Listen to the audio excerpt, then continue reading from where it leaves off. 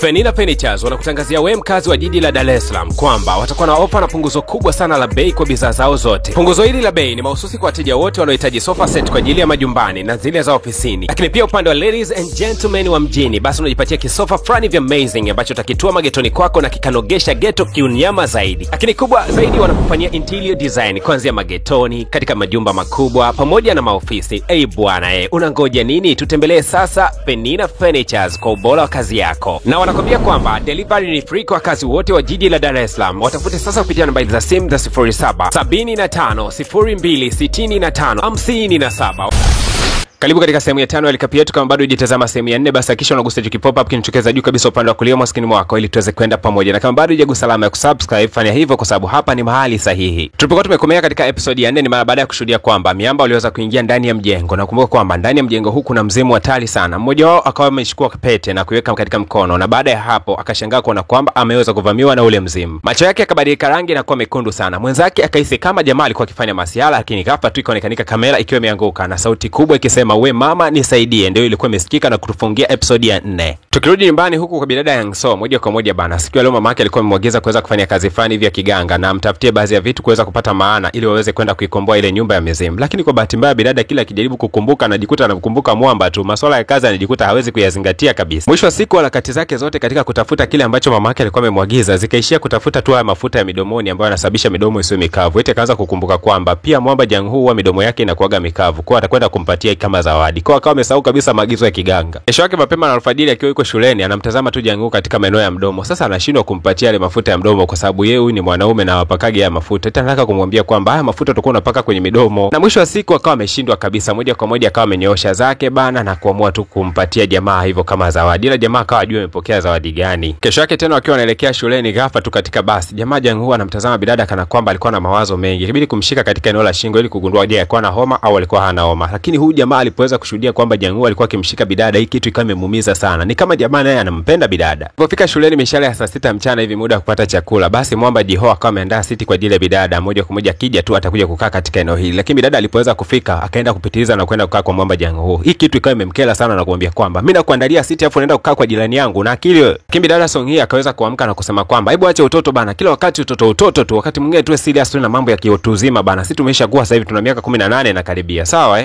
hasa kwa kuwa bidada rais wa shule anampendaga sana huyo Jiho. Alipogundua kwamba Jiho alikuwa kifokewa, moja kwa moja ikabidi kutimba katika eneo hilo na kuanza kumfariji kwa kumwambia kwamba usihofu, kama mtu anakufukuza basi uko pamoja na mimi. Lakini wakati huo bidada Yang So alikuwa akicheka sana kwa sababu alikuwa anatabasamu wakati wote alikuwa anaiona nafsi ya kambwa fulani hivi kaliweza kufariki siku za hivi karibu. Kaka kambwa bwana alikuwa anakamiliki mwamba Jang Hu na kaliweza kufariki kipindi cha nyuma kidogo kwa sababu mwamba alikuwa na mikosi, kwa alikuwa hana uwezo wa kudumu na vitu. Ila huyu mbwa alimpendaga sana mwamba Jang Hu. Kwa hata alipokuwa katika hali ya nafsi bado aliendelea kumfuatilia jamaa. Hasa bidada akawa anaenjoy sana kukatazama kaka mbwa. Kila sehemu ambapo mwamba alikuwa anaelekea basi yeye alikuwa anamfuatilia na kumtazama katika maeneo ya miguu. Kumbe yeye alikuwa akitazama kaka mbwa na akiwa anatabasamu. Jiho akaanza kupata wivu na kuanza kusema kwamba hivi wewe siku hizo unajitambua kweli? Yaani unatazama miguu ya Jang Hu afu unachekelea nini sasa? Au unampenda jamaa? Niambie tu. Lakini bidada akasema hapana, sio kwamba anampenda, ila anachekelea kwa sababu kuna kambwa ambako kanamfuatilia mwamba Jang Hu. Inaonekana kuwa huyo ndio malaika wake wa ulinzi wa sasa.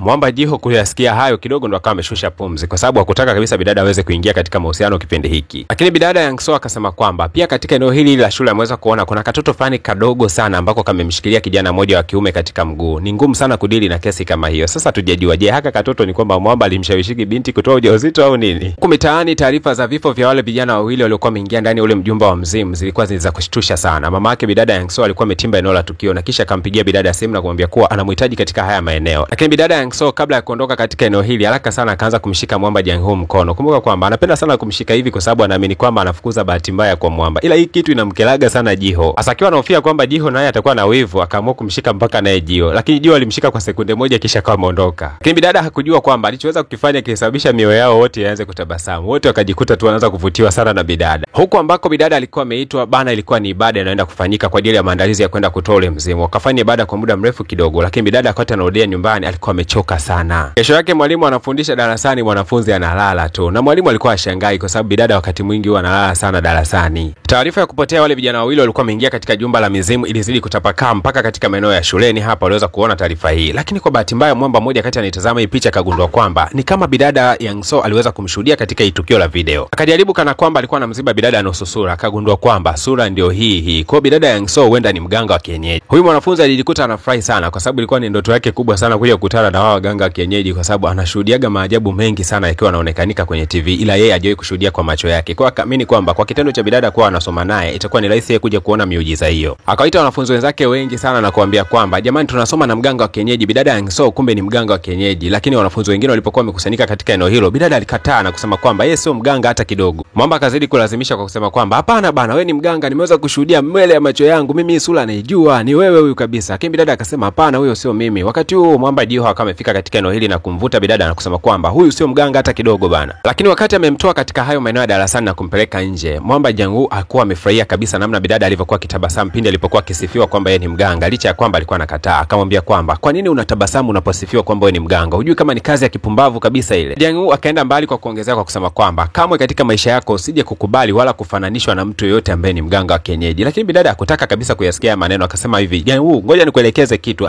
Sitaji kuelekezwa kitu chochote kinachohusiana na waganga wa kienyeji. Jamaa kama ameondoka. Jamaa akiwa amekasirika sana anazidi kutembea peke yake. Jiho akamkimbilia na kumwambia kwamba bana, mimi ndakwenda kukuelezea kila kitu. Akamchukua na kumpeleka katika maeneo ya kurusha mishale, kisha akaanza kumwambia kwamba bidada, wakati mwingi alikuwa anahangaika kuhakikisha kwamba unatabasamu, alafu siku ya leo unakwenda kununa, sio jambo zuri. Katika maisha yangu bidada Yang So alinifundisha kwamba kila ninapopitia jambo gumu nijifunze kutabasamu na nijifunze kupambana na mambo katika hali ya furaha. Nisipende sana kununa na kuonesha watu kwamba nimekasirika ama kununa katika mambo ambayo naambiwa. Bidada Yang So kutabasamu kipindi alipokuwa anaambiwa yale maneno haikuwa na maana kwamba alikuwa amefurahia sana, lakini kuna uwezekano mkubwa kwamba bidada atakuwa amekasirishwa zaidi na jambo hili kuliko hata wewe unavyodhania. Lakini Jiho akaenda mbali kwa kuongezea na kusema kwamba na hiyo ndio sababu inayosababisha mimi naweza kumpenda sana bidada Song Yi. Hili neno la mwisho ambalo Mwamba Jiho alikuwa amelizungumza kwamba anampenda bidada Yang So lilikuwa limemuingia sana Mwamba Jiho, kwa sababu hakutegemea kabisa kwamba jamaa atakuwa anampenda bidada. Na Mwamba Jiho licha ya kwamba ni mbovu sana katika kurusha upinde, ila kwa kudhihirisha kwamba katika jambo hili alikuwa yuko serious, akaamua kurusha upinde na moja kwa moja ukaenda kulenga katika eneo la tukio. Hii inamaanisha kwamba katika maneno haya alikuwa akiyazungumza alikuwa anamaanisha sana. Nyakati za jioni zilipoweza kufika, Jiho akiwa anarudi nyumbani, ghafla tu akaweza kukutana na kina bidada Yang So pamoja na mama yake, ila aliweza kumtambua mama yake, lakini akataka kumtambua bidada kwa kuweza kupiga naye picha ili akalisafishe jina la bidada Yang So, kwa sababu anaaminika kwamba yeye ni mganga wa kienyeji, kitu ambacho sio kabisa. Kwa akaomba apige picha na huyu bidada ili aweze kuambia watu kwamba Yang So sio mganga. Lakini wazo hili likawa limepingwa sana na bidada Yang So pamoja na mama yake, wakisema kwamba ni haramu kuweza kupiga picha na mganga na ni kosa kubwa sana kwenye mizimu. Kwa Mwamba ikabidi kuomba msamaha na kusema kwamba ni sameni jamani. Mama yake moja kwa moja ikabidi kumwambia kwamba huyu jamaa inaonekana anakupenda, basi nyakati za jioni ulizo kumtembelea. Basi moja kwa moja bidada akatimba katika duka la nguo na kumnunulia jamaa nguo. Moja kwa moja kaenda kukutana naye kwa mara ya kwanza tu, lakini ulipoweza kukutana tu ghafla tu umeme ukawa umezima. Na mara mizimu ikaanza kuonekana katika maeneo hayo. Bidada akamshika Mwamba mkono kisha akawa anatabasamu. Lakini Mwamba Jiho akamwambia bidada kwamba kama ukiwa unatabasamu kila wakati kama hivi, watu wabaya watakuwa wanakuonea sana wakikulazimisha ili ulengo uweze kuona upande wako wa pili. Je, ukiwa unalia unakuaje? Akaeleza wazi kwamba kila alipokuwa akijitahidi kutabasamu nyakati za udogoni, watu walikuwa kimuonea sana na kutaka kuona upande wake wa pili, je, alikuwa analia au ali. Na kweli kabisa Mwamba alikuwa akilia, ndipo walikuwa namuacha. Kwa hiyo jamaa akajifunza kuwa ni mtu wa kuweza kulia kila wakati ili maadui yake wasimuonee. Bidada alipoyasikia maneno hayo ya uchungu sana, akawa amemkumbatia jamaa kwa sababu yeye anaamini katika kucheka, lakini jamaa anaamini katika kulia kila wakati. Upande wa pili mama yake na bidada Yang So moja kwa moja alikuwa ameenda kwa yule mganga, ambapo bidada Yang So anaendaga sana kuchukua ilizi pale, lakini akawa anamuuliza kwamba namtafuta mwanamke mmoja anafahamika kama Sokwa, ni mganga wa kienyeji. Kuna bangili yake niliweza kuikuta katika ile jumba la mizimu. Nataka nijue alifikia wapi katika juhudi zake za kuhakikisha kwamba anaitoa ile mizimu katika ile nyumba, kwa sababu bangili zake nimezikuta chini, ila yeye siwezi kujua wapi alipo. Lakini huyu jamaa akasema kwamba Sokwa kwa sasa anafanya kila kitu na ana uwezo mkubwa sana, ila uwezo wake wote anautumia kwa ajili ya pesa tu. Huyu mganga mkuu akawa amempigia Sokwa moja kwa moja yeye mwenyewe. Baada ya kumpigia akawa amepokea, lakini alipoweza kupokea tu akasema anajua kwamba unanipigia na hapo ulipo upo na mama yake Yang So, na lengo lake ni moja tu, kutaka kunifuatilia. Mwambie kwamba asinifuatilie hata kidogo, kwa sababu mimi na mishe zangu ngumu sana na sitaki kabisa uhusiano na mtu yoyote yule. Lakini siku ya leo bidada Song Yi aliweza kutimba katika maeneo fulani vya jumba fulani la mizimu, lakini kwa bahati mbaya kabla ya kuingia humo ndani akashangaa kuona kwamba anakutana na Sokwa, ila yeye Sokwa hamjui kwa sura yake, kwa akawa amemsalimia tu na Sokwa akasema kwamba karibu. Baadaye katika maeneo ya shuleni huku bana, Mwamba Jiho akawa ameenda kwa mwalimu wa michezo na kumwambia kwamba yuko tayari kuanzia sasa hivi kushiriki michezo ya kurusha upinde. Kitu hichi kikawa kimemfurahisha sana mwalimu, alijikuta na furaha kubwa sana na mwisho wa siku akawa anatamani hata kulia. kukimbia. Na ili kumpokea Jiang Hu katika timu hii, sharti ni moja tu, anatakiwa kukimbia umbali wa kilomita 2 kisha aweze kurudi ndani ya saa moja. Na kama akichelewa basi atarudia hata mara 50. Basi moja kwa moja Mwamba akaanza kukimbia kuelekea katika maeneo fulani vya mapoli ili atimize hizo kilomita 2. Ajabu ni kwamba Mwamba katika harakati zake za kukimbia akakimbia umbali mrefu sana na akafika katika eneo ambalo ibada ya Sokwa ilikuwa ikifanyika, na bidada Yang So pasipo hata kujua kwamba huyu ndio Sokwa alijikuta tu anakaribishwa katika mitaa hiyo. Na kwa sababu Yang So hakujua kabisa kwamba Jiang Hu angeweza kutimba katika mitaa hii, alikuwa ametoa kile kinyago chake. Mwamba alipotimba tu katika mitaa hii alikuja kushangaa sana kuona kwamba kumbe mganga wa kienyeji ni bidada Yang So. Hii kitu ilimuumiza sana jamaa na kuona kwamba kumbe bidada alikuwa akimzunguka kwa siku nyingi. Hasa bidada akazidi kumkimbiza Mwamba, lakini kadri anavyozidi kumfukuzia ndipo akagundua kwamba nayo mizimu ilikuwa imemwandama jamaa kwa kasi zaidi, na yenyewe ikawa imeongezeka kwa wingi na inamtaka jamaa.